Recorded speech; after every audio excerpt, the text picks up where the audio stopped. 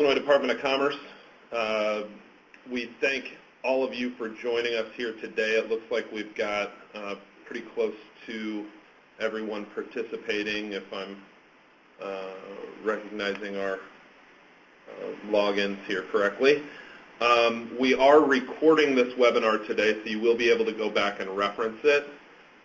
Wanted to welcome all of you as new youth pilot grantees.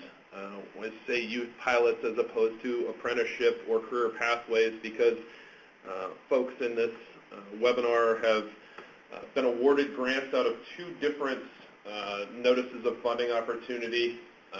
We are going to be addressing some things over the course of the next year or so with this whole group together, and we'll be addressing some things just with apprenticeship grantees and some things with just career pathways grantees. But we do intend to, in both efforts, try and leverage as much kind of peer-to-peer networking and peer-to-peer support as we can, as we all try and learn from each other.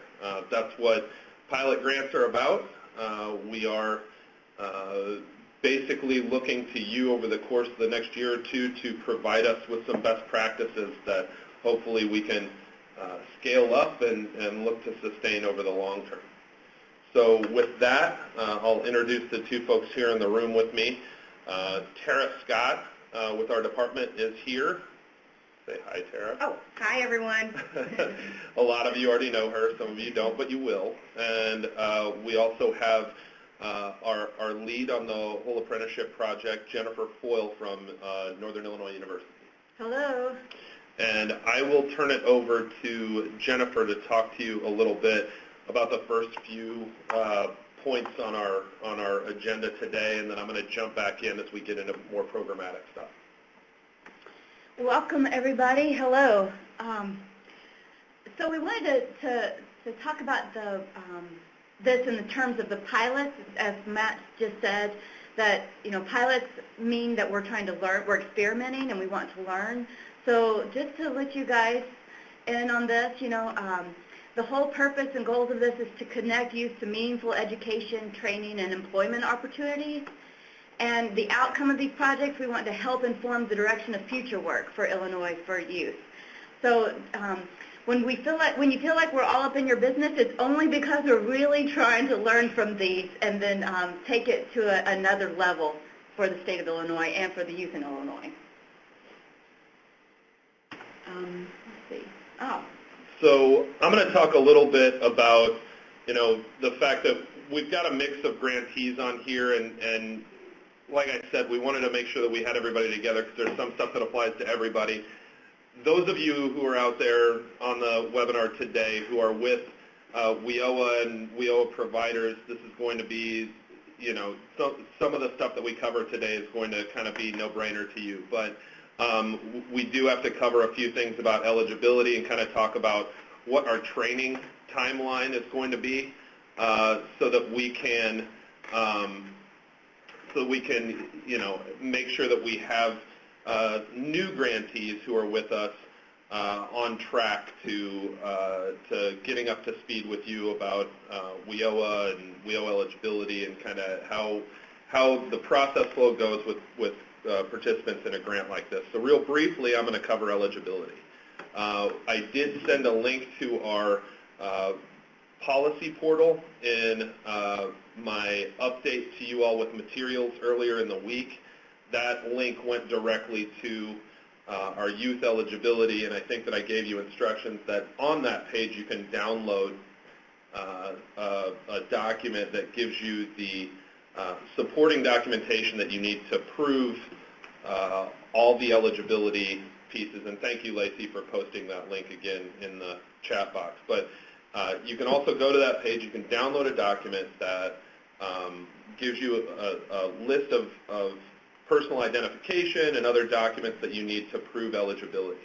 Because we are still in the process of getting everyone acclimated to what they're going to be doing in the case management system, we wanted to make sure that you have the tools for those of you who have already started recruiting youth to know who is an eligible youth, to know basically who the participants are that you should be chasing and who may not be eligible, so that you'll be able to figure that out as you learn the rest of this stuff.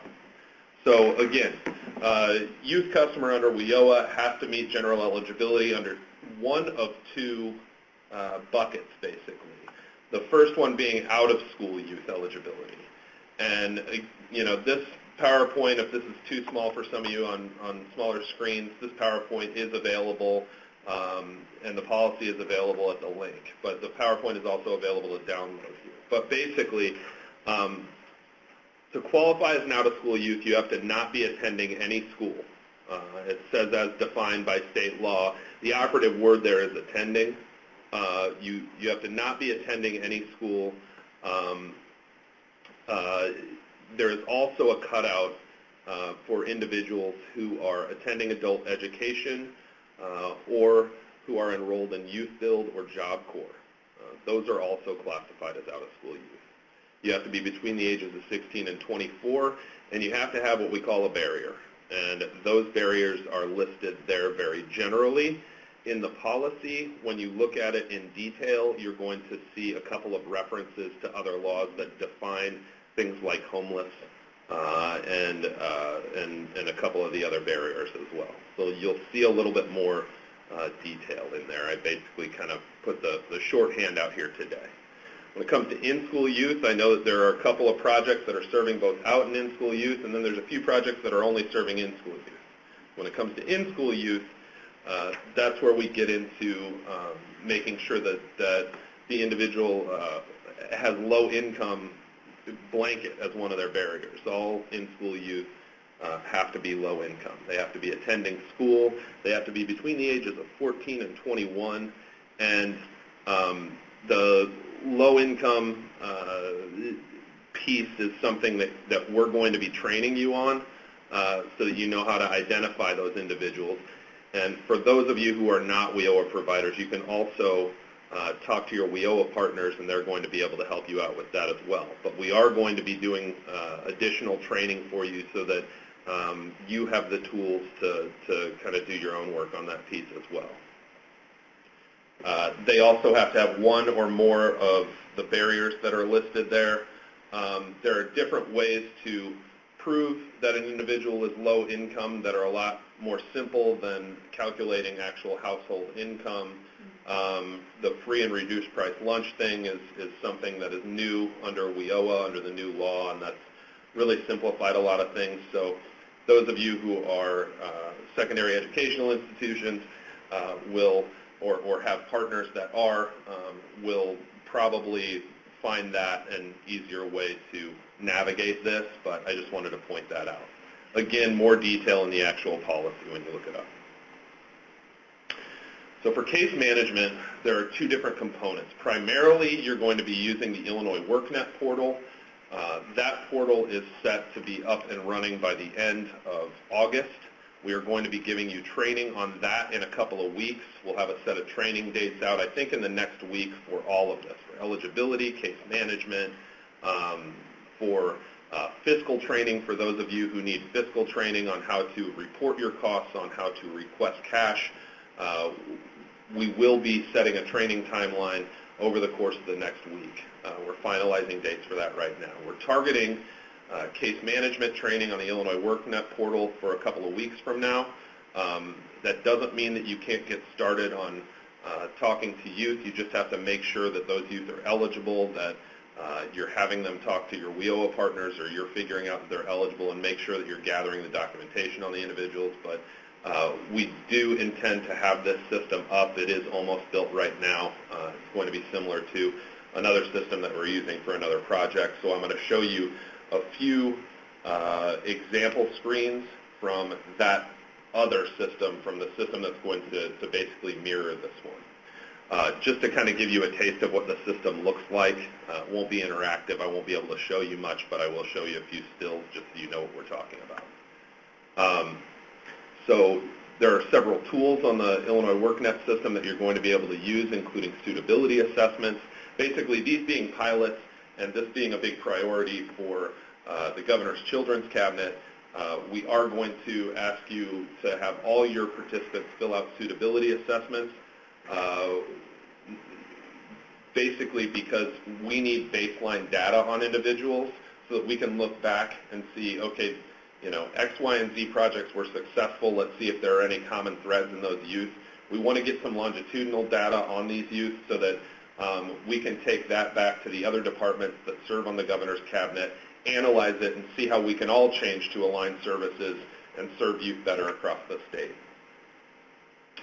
We'll have a live outcome dashboard. This is really handy for folks to be able to see some reporting on where individuals are at in the system, what individuals need updates to their cases, who needs follow-up, case notes, who's in training, who's not, that kind of thing. And there's a case note function that will populate the Illinois Workforce Development System, or IWIS for those of you who are familiar. There's a case note system that will populate IWIS directly, and as does the application in the Illinois WorkNet portal. So youth will be able to come into you to see you who are not WIOA providers or local workforce areas. Will be able to come in to see you, fill out applications on Illinois WorkNet that will automatically populate the Illinois Workforce Development System, which will give your WIOA partners a leg up and when they go to certify the individual. So a lot of kind of neat bells and whistles on this, and I'll show you a few screens as I promised. So this one's a little bit tough to see, but you can basically show that there's an application and a partner view to this, and you'll probably be able to see it better when you download this PowerPoint. You may be able to see it better than I can just because of how my screen's laid out. But basically, it's basically a walkthrough, very intuitive, easy application to fill out. Lets individuals know what information is absolutely necessary in order to be determined eligible for the services that you're going to provide with the funds that we're providing for you. And can I just say that for the application,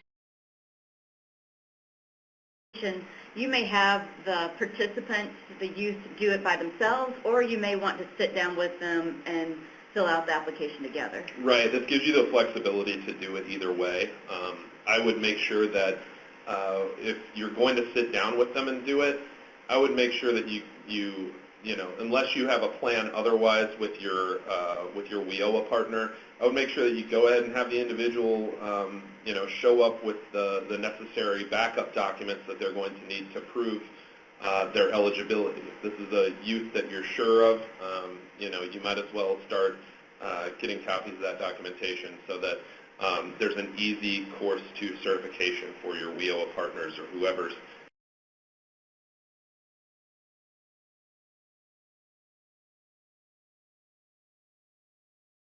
doing the certification in the IWIS system.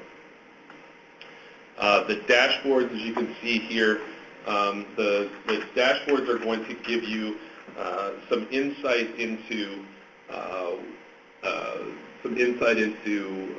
the status of the customers in the program, can help you determine where you're at with your outcomes, kind of give you a number that is pursuant to your outcomes that are in your grant. Will let you know who's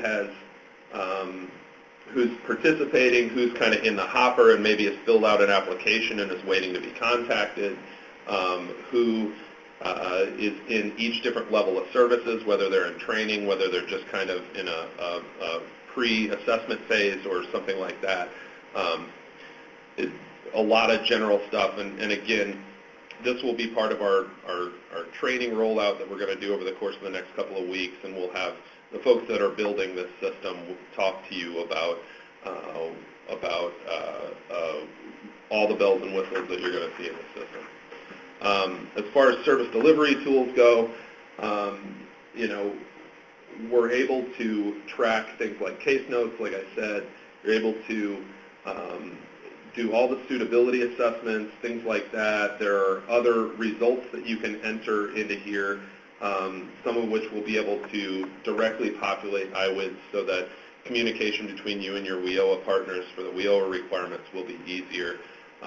I'll just kind of leave you with just kind of a general overview to let you know that there are a whole lot of things that you can do with this system, and we'll get into more detail as we train you on the system. So let's talk about IWIDs real quick. Your WIOA partners are responsible for certifying eligibility under WIOA, and what that basically means is that they, as people that are cleared to use that system, they are able to basically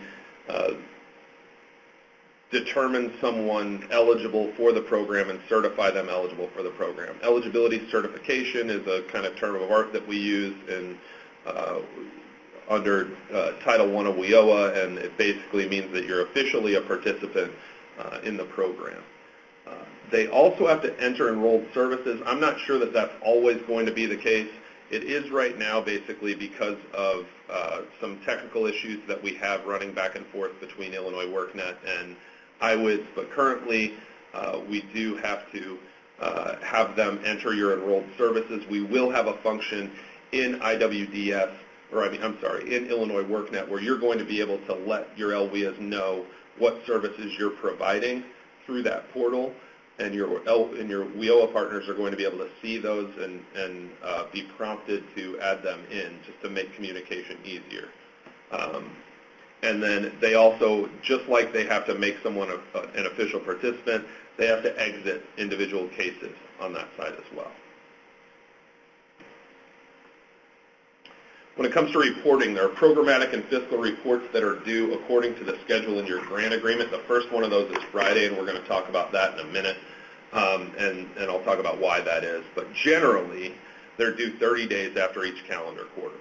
That basically corresponds with how we have to report all of our numbers as a state up to the feds, the folks that fund us to do this work. So that's why your schedule is the way that it is in your grant agreement. When we start grants off on a non-quarter date, basically on a date that does not correspond to the first day of the calendar quarter, there is a first month grantee report that has to be done. That's why you were prompted to make sure that you're putting together what's called a DGR, or a programmatic grantee report for this Friday. All the activities and the costs need to be reported in a timely fashion, obviously, both programmatic and fiscal. We're going to talk about each one of those.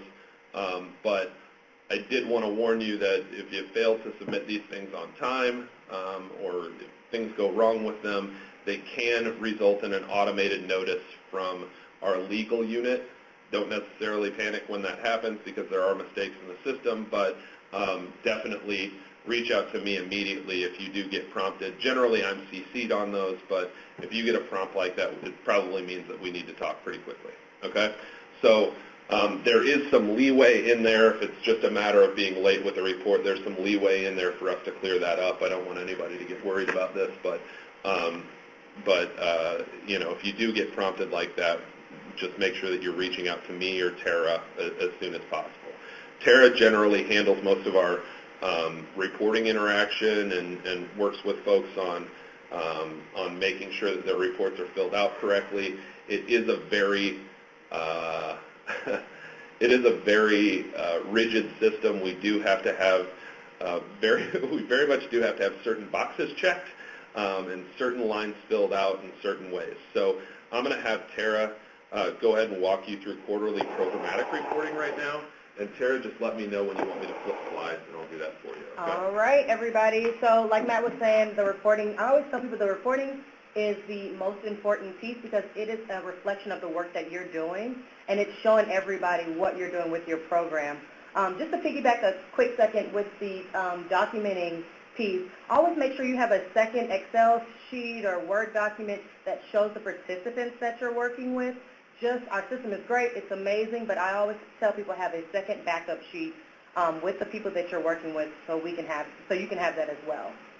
With the reporting, please make sure each group or each entity has 2 people that understand how to submit these things. It always happens that the one person on the date is ready to submit is out sick, their kids are sick, something happens. So that's why anybody I talk to, I always tell them, make sure you have 2 people that understand how to submit them so that we alleviate that problem. And last, one of the other things is please don't wait till the last minute to submit them, because if you have any questions, I'm here to answer them prior to that date. So one of the first things we want to talk about is the naming conventions. And like Matt said, this is a big part of the report. There are certain ways that things have to be documented and noted. It's not me, trust me.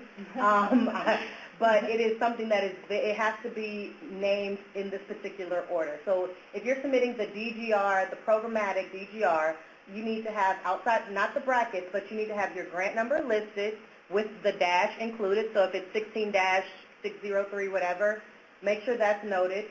Actually put the word DGR in there, and then the last date of the quarter. So for this particular one that's due tomorrow, it's going to be 6/30/17.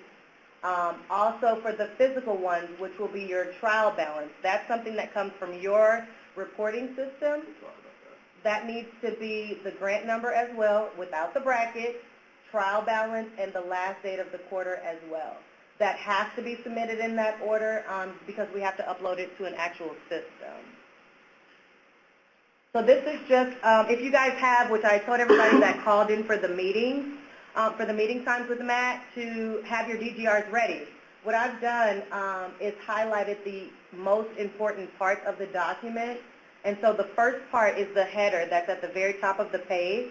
If you guys can make sure your grant number is listed there, your name, your organization's name, and then the grant reporting period for this particular time is going to be 6/1/2017 to 6/30/2017 for that first header at the very top of the page. And I always tell people, if you do this, so have a stock DGR. This first one that you're about to submit, make this your stock one. If you want to not put the dates on, but if you do this correctly, it should be it should be the easiest report you submit.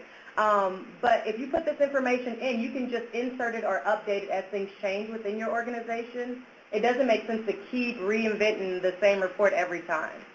The next part here is the grantee's information.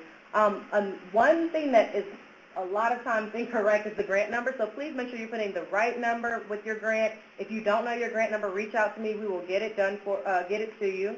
But make sure you put your grant number, your name, the program that you're under. So this is either your youth apprenticeship or you are career pathways. And like I said, if you have any questions about that, get back to us. And the person that has prepared it, so maybe somebody like the grant manager or something would be the person that has prepared it. Make sure you have the contact number and email for them, and then the date that you guys prepared the report on. The next 2 boxes, well 3, always have to be checked on your DGRs. That's why they're highlighted. The first box needs to be checked to show that the information in Section 1 is completed. The other box, which is section, the second box, refers to Section 2, which we'll get to in a second. And the third one is right underneath it, and that should say Illinois WorkNet or IWDS, whichever system you guys are going to use for your particular program. Like I said, any questions, I'm here. The next section is Section 1, which is your grant amount. In the first box, it should say CGRS, which is letting us know that we need to look in the system and see how much has been spent so far and make sure that aligns with what you submitted. So basically what that means is don't report anything in here. Always put CGRS, because what you're going to be doing over the course of your grant is reporting your fiscal costs into another system. You're not going to report it with this template. So what you're doing here is just telling us that that you're reporting your costs elsewhere, and that elsewhere is GRS. And that's the same if you look on column 8, see trial balance. So that is from your reporting system, and like Matt said, it's letting us know to look on your reporting system and make sure it's lining up with ours. On that one section, that is all you have to do. It is that simple. So the rest of that section should be blank, There just should be as no it numbers. is in this example. Section 2, the deliverables. So I always tell groups to get your grant agreement out and make sure that you are putting your grant agreement, your scope of work in this deliverables part. So I want to interject something here. Basically, Tara reached out to you earlier this week to schedule one-on-one meetings so that we could talk about your action plan that we asked for everyone to turn in, your draft implementation plan. That's for two reasons. One, that's an important document because according to your grant agreement language, your action plan, once it's approved by us, becomes a part of your grant agreement. It's basically like modifying your grant without modifying it. Your action plan becomes a part of your grant agreement, and that's what you're going to be held to. So you want to make that document, that implementation plan, something that's both useful to you and to me and to the rest of us here on the grant management team, because that's going to be, how you and I benchmark these grants together. It's also going to play into your DGRs because we're going to expect the actions that you're taking in your action plan to be pretty similar to what you're reporting to us over the timeline of the grant, okay? So on this DGR that we're talking about, not any future ones, but on this one, I want to point out, this is for actions that you took between June 1 and June 30. Some of you will not have any actions to report here. It all depends on whether or not you are planning to request cash for that period. So if you are planning to request cash for June activities, or if you already have, for those of you who are already in the GRS system, then what goes in this section needs to correspond, that the actions that you report in this section should correspond to the actions that you're charging us for in your trial balance. So you'll notice that this section looks a lot like the action plan template that we gave you, or at least looks similar. It talks about what the actions are, what the timeline is for those actions, and what the outcomes are. It's very simple, and that's why I wanted to give you flexibility in creating your action plan. The only three things that I care about are the actions, the timeline, and the outcomes. Make sure that all of those things in your grant are in that action plan and are reported to us in your DGRs over the course of the quarter that the DGR corresponds to. And I'll turn it back over to Tara. Especially for this one, please make sure every box is filled. If there is a question regarding like one of the goals you may not complete until the end of the grant, that's fine. Just put the date for your grant, the end of your grant, so that we know.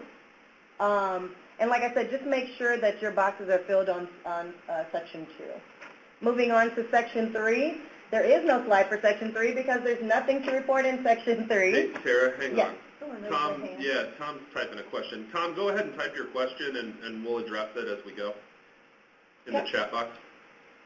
So like I said, Section 3 should be completely blank. Trying to see if he'll catch me. Nope. All right, next slide. So Section 4 is the next slide that will actually require you to write in here. And in this box, we are talking about any success stories, any activities that you have accomplished, any concerns or feedback that you have. And the most important thing is that it must be signed by somebody in your management staff. That has to be, it can't be like you type it in, it has to actually be a physical signature. So if you know that they're out of the office, out of the country, or anything like that, please get these signed ahead of time because that holds up the whole process. We can't upload it without an appropriate signature on there. It has to be the signature, an approved signature of the grant. So if you have any questions about that, let us know. And I think that is it regarding the DGRs. And for those of you who I haven't had this conversation with, you can expand the approved signatures. You can have alternate approved signatures for your grant. Just check with us if that's something that you want to do, and we'll give you a form that that your organization can elect to do that. That Peoria, that is exactly right. The sections that are highlighted are the ones that you need to touch. That is probably something we should have mentioned from the outset, but good catch. You'll notice as I leaf back through here, Tara has highlighted in yellow on this example one, and this is the actual form that she uses to teach different grantees, or has taught over time different grantees to use this form.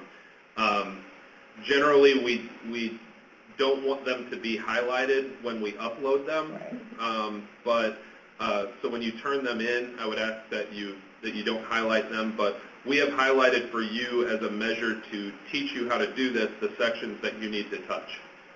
The other sections do not apply to the kind of grants that you have. Basically, this is a form that we have to use for all of our grants, not just our workforce development grants necessarily, but other different kinds of grants as well, and so economic development grants, things like that. So, we will use different sections on different kinds of grants. Yours, we need to use the sections that Tara has highlighted in yellow on the sample. So fiscal reporting. I am not fiscal staff. We will be having fiscal training with fiscal staff, but I know a few things, so I'm going to give you the basics right now and let you know what the first steps are that we have to take in order for you to start reporting costs and asking for cash to be dispersed. The quarterly fiscal report is due along with your DGR. It's a side-by-side thing. We ask for 2 documents every quarter. For this first month, alongside this first DGR that's due this Friday, if you have not claimed costs, and if you do not plan to claim costs for June, or actually if you have not yet claimed costs, all that I need from you is an email that says so. I can print that out and upload that in lieu of a trial balance for this first one. On all future quarters, you're going to be claiming costs. Our system is in rollover right now until the 31st, so nobody in the state can claim money right now. And those of you who are new still need to get into the GRF system. So we're going to teach you how to do that today, and we're going to talk a little bit about fiscal reporting. But the trial balance needs to be from the grantee's accounting system. The kind of lingo that I've been taught from our accounting folks here is that you need to build out a cost center. It needs to basically isolate, this trial balance needs to isolate the costs that are applicable to this grant, okay? Fiscal monitors check to assure that the trial balance that you submit and that we upload into our system matches GRS every quarter.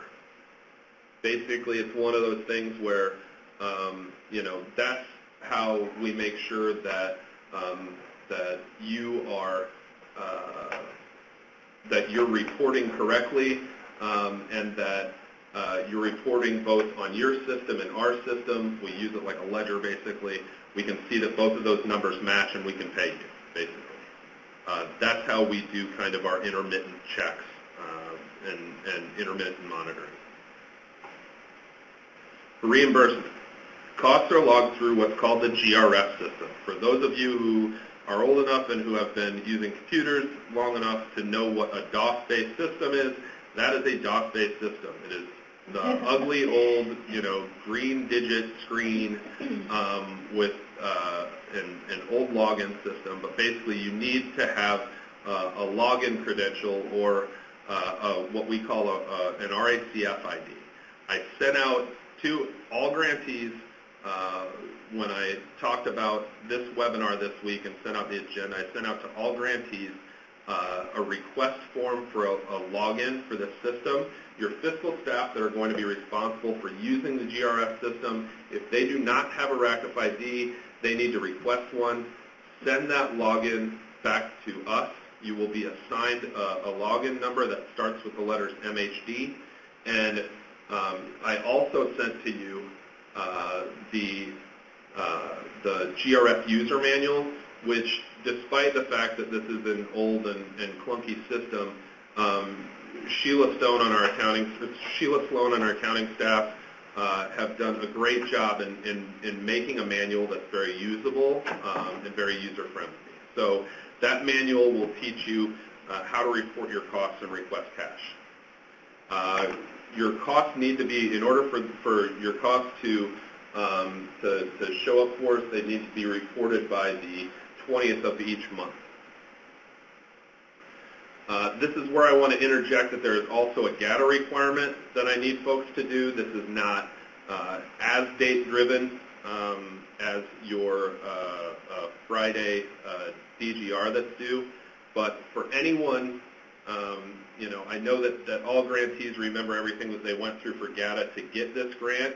You had to do what's called an internal controls questionnaire for 2017 in order to apply for and to get this grant. Now that the fiscal year has kicked over, the 2018 ICQ is now due, so we do need you to go ahead and do that as soon as possible. And let me know when you do it. It will also filter out the back end, but I just want to know that everyone has them done. I want to keep a log of who has them done so that nobody gets lost in the shuffle.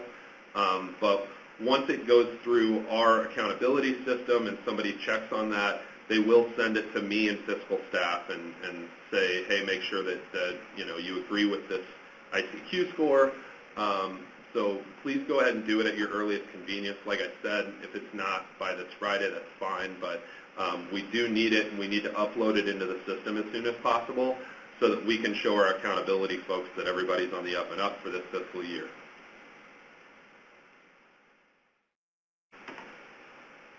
Implementation plans. I already talked a little bit about this, but everyone had an implementation plan. According to your grant agreement, there's a paragraph in there about your implementation plans. It was due July 14th. If you have not gotten that back to me, I've already reached out to you, but please do so. For those of you who are still working on those, make sure that you get those into me as soon as possible. But your implementation plan is basically, again, how we're going to benchmark your grant. Tara Scott reached out to all grantees to schedule a one-on-one meeting, and what I want to do in that meeting, talk through your implementation plan, get to check in with each of you and have a conversation, because I know that we haven't had much time to really get to know each other, get to know how things are progressing on your grant. And this will give us our first opportunity to kind of have a one-on-one conversation about that. And I'm going to ask for you to in some cases, I'll be asking for you to make some kind of final changes, make sure that certain things are included in your outcomes that you put in your action plan, and then we will,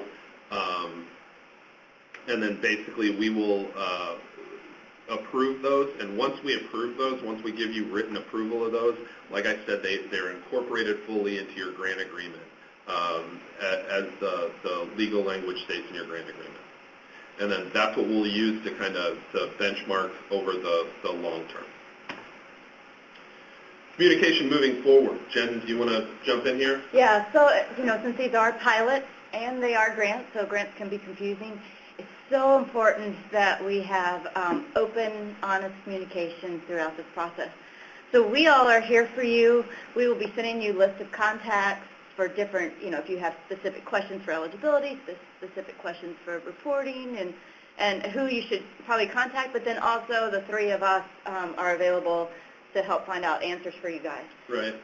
You're going to be hearing from both me and Jen, and you're going to be hearing from Tara a lot. Think of us as all kind of being on the same team. If you've got, if you've got questions, feel free to reach out to any of us.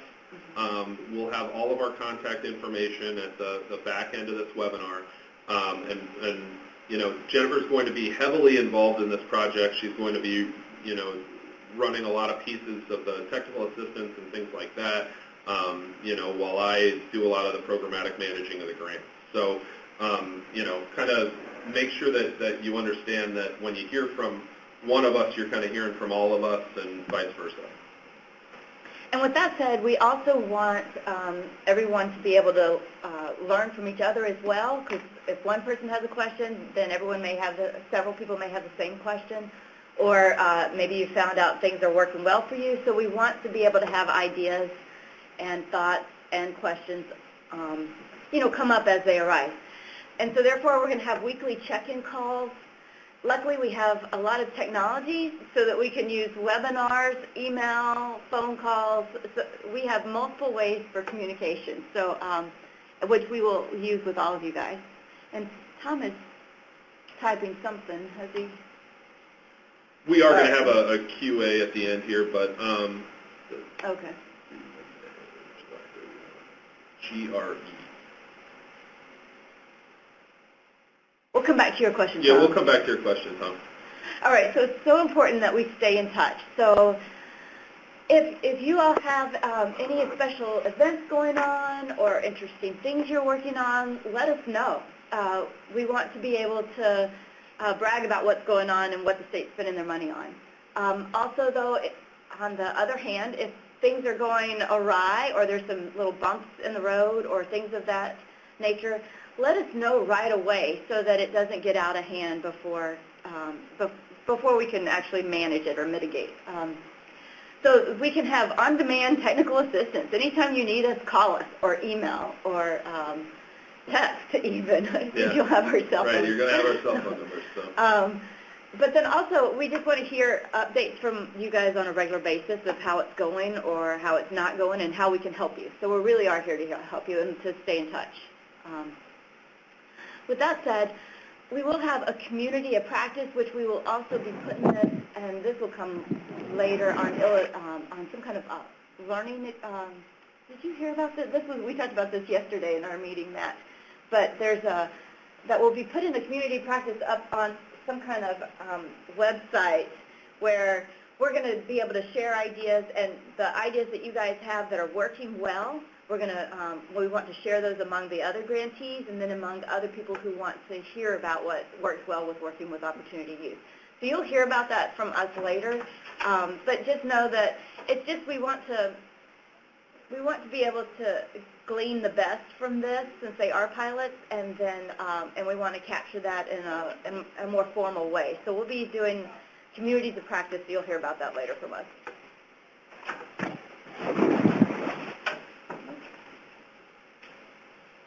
Also, we have an Opportunity Youth Ambassador Program. So we want to be able to hear from the youth you're working with, and then let them be the ambassador for the state of what's working well for them.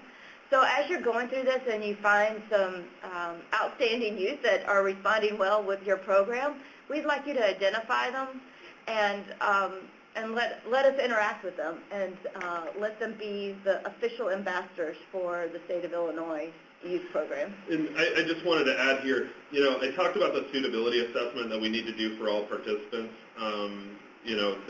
That will have to be completed for all participants, and that's kind of one of our quantitative analytics that we're doing for this for the Children's Cabinet to kind of report up, who the participants are that are working in programs,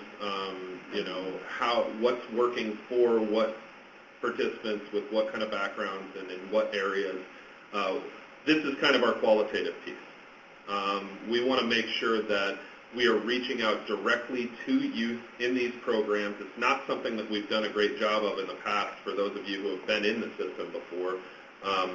Really at the state level, taking a look at statewide initiatives like this and reaching out to the participants directly and talking to them about what works for them, what they're interested in, getting some feedback from them. So we're going to try and do that with this, with these projects, and make that kind of a part of our community of practice so that we've got not only you folks, all you grantees out there talking peer-to-peer and learning from each other, but we've also got youth getting together and talking to one another as well. So that's something that we'll be doing, and we'll be doing some of that work with Young Invincibles, who are not here today, but for those of you who were on our June 22, our initial grantee orientation meeting, Aaron and Steva from Young Invincibles talked a little bit about their work there, and we'll have more to report on that soon. As far as technical assistance goes, we're always here to do kind of the day-to-day technical assistance as needed, but we're also going to be doing more kind of theme-based technical assistance.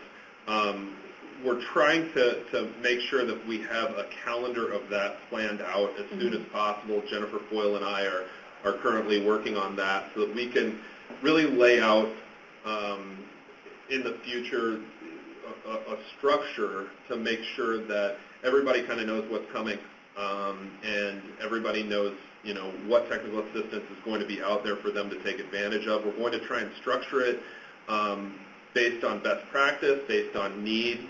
We can structure it based on request. If we're hearing from a lot of grantees in some of our group meetings that folks need to learn more about one topic or another, be it mentoring, be it, you know, different best practices, things like that. So. And then also just, so there's technical assistance for you guys, but then also any employers you're working with, we've enlisted the help of Young Invincibles to provide them technical assistance as they work with millennials, because millennials is their forte, and they've gathered a lot of best practice of what's going on with businesses, of how they work with young people, and so they are going to be putting on webinars or even having phone calls for the employers that are involved as well, that are going to be working with your youth.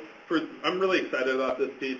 For those of you who weren't on to hear Aaron's presentation in the June meeting, they've already done a lot of background work with employers, talking to them about what apprenticeships mean to them, what you know, who the youth are that they are interested in working with, some of their hurdles, things like that. So this is kind of work that's already going, and we plan to leverage it and make sure that we're taking advantage of it and offering it back to you as a resource as well. So we asked you for your contact rosters. There were only a couple of those that were still outstanding, and I've reached out to you if you owe me a contact roster, but that helps us know who it is that we're dealing with. We need to get a hold of somebody to say, hey, you know, did your DGR or trial balance get lost in the mail? We have an issue with your, with some of your GRS reporting. We need somebody to clear it up, blah, blah, blah, that kind of thing. Lets us know who it is that you're working with. On that form, I did include a few of our internal contacts, basically myself as your grant manager. I believe Tara Scott was on there, and then our monitoring manager and our fiscal manager here on site. At the end of this webinar, you're going to see Jennifer Foyle's contact information as well. You'll have all of it at that point. And I would just go ahead and add it to that form so that we can all kind of use those tools together. There's Jennifer's contact information. Mine is on there as well, as is Tara's. You can call us anytime. That number is my cell number. So if you're in an emergency and you need to text me, feel free. But at this time, we'll go ahead and kind of open it up to questions. I want to answer the ones in the chat pod, but after that, Lacey, if you just want to unmute folks, or if folks prefer to type, you can go ahead and type as well. Tom, I would need you to clarify what it is that you're talking about. I think I'm just on acronym overload right now. So if you could clarify what it is that you were notified. DGR. Oh, if it's the DGR, then yes, it is due. If that's what your notification said, that it's due Monday, July 31, that makes sense. A lot of times, it's actually not due on the very last day of the month because it's 30 days after the end of the quarter. So I think that's why I was probably thinking that you were going to hit a Friday instead of a Monday. So yes, that makes sense. It is due on Monday. I apologize for scaring anybody, but basically, Tara just walked you through it. You should probably have it done by now. I was going to say, please don't wait till Monday. Please, 17 coming in? No, please don't. If you've got limited activities, you should probably go ahead and be able to walk through it with the information that you have now. And especially because it's your first one, there may be something we need to go back and fix. So I would say if you could start working on it today or submit it today or tomorrow, just because there's, for the first one, there may be something that we missed. Yeah, that's So true. don't wait till the day is Yeah, due. give Not the Sarah the first one, opportunity please. to call you and clear stuff up so Yeah. we make sure that you're not late with the correct report in case you're missing something. Like I said, I would go ahead and fire that thing off to us on Friday if you can.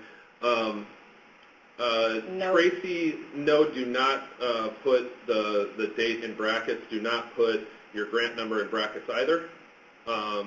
Just put your grant number, DGR, and the date.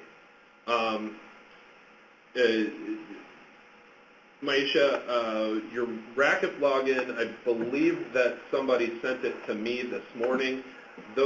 For those of you who have not done your Racket login request, if I wasn't clear in the email, I want you to send them to me because they have to take my signature after you send them in. So if you're sending them directly to fiscal staff here, then that will be an issue because I have to sign them first. So like I said, Maisha, I think that it was sent to me this morning. So I will be signing any that I have in my inbox, and they'll be turned around. As far as what the turnaround time takes, it all depends on traffic and who has to process them. Like I said, we are rolling over our system right now between fiscal years. So right now, folks are doing work to set up our system to take on the new funds under the new fiscal year. That process will not be done until the 31st, so nobody can touch GRS until the 31st anyway. So hopefully it'll be pretty close to when that rollover happens. But like I said, it depends on who has to process them and what their workload is in the rollover. Seeing that it's past July 20th, there should be no expenses on this report. Well, if you have expenses for July, the first time that you request cash, David, you're going to be requesting for everything up to that date, okay? So if you had July costs, if you had June costs, the first time that you report your costs into GRS, you should go ahead and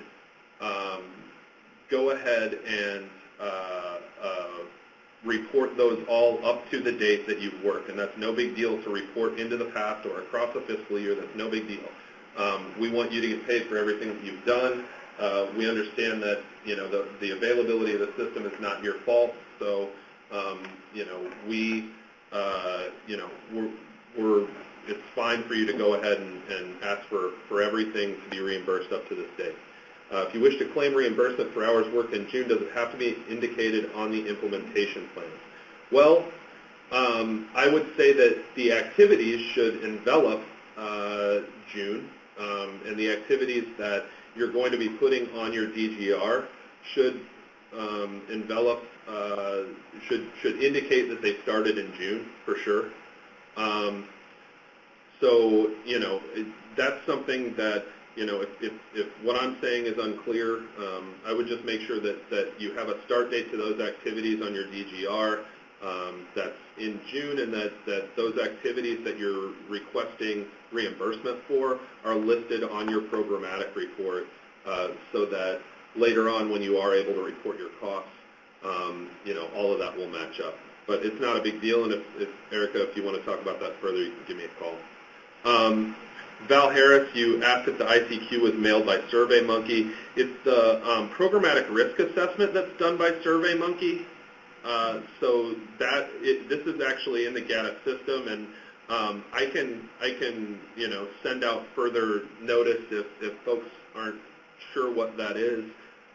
But you did have to do a 2017 ICQ in order to get this grant. So, at the same time, you can also kind of reach back into your inbox and figure out how you did that the last time. But it's basically, it's in the GATA system, and it was part of your application and award process to do the 2017 ICQ. Every grantee has to do these once every year. For those of you whose grants go beyond June 30th of next year, you're going to have to do a 2019 ICQ and a 2020 ICQ. That's a once-a-year thing. Kathy Lively, I also saw the question that you asked about your press conference. So I did ask in the email that I sent out to everyone to hold off on press for now because they have not been announced at the governor's level. I have seen email traffic on this in the last few days. Yeah, I was going to say it. The notification has been written. We're just waiting. I've seen the press release. We're just waiting for the governor's office to approve it. As soon as it goes out, we're going to let you know. And there are instructions in your grant agreement for those of you who do want to do a press conference or something like that. There are instructions in your grant agreement to make sure that you talk to folks in our communications office at the department. I just wanted to point that out. So refer to your grant agreement on that. And reach out to me if you've got any questions about it. But we just want to make sure that the notice goes out from the governor's office announcing that all of these grants are happening before we take individual steps with each grantee. So that's why that is. And again, I apologize for the hold up. It's just the bottleneck of the budgetary issues and the change in fiscal year and all that. So. Any other questions right now? David, again, the DGR, every section that's highlighted is a section you want to pay attention to. Every section that is not highlighted, yes, should be blank. Any other questions? I'm glad that we were able to end early. I will make sure that a recording of this webinar, as soon as I get the link, a recording is sent out to you to make sure that any staff that could not attend this webinar is able to view it and walk through, their section. I tried to stick to the agenda so that folks that have to watch this webinar later can kind of fast forward to their section. For those of you who are WIOA providers that had to sit through a bunch of eligibility stuff, I do apologize again for that. I probably should have given you some warning on that, but we're just trying to get these things flying. So we wanted to make sure we got as much information out as soon as we could. Like I said, be on the lookout in your email for a training timeline that we will be sending as soon as we can. Like I said, I'm finalizing dates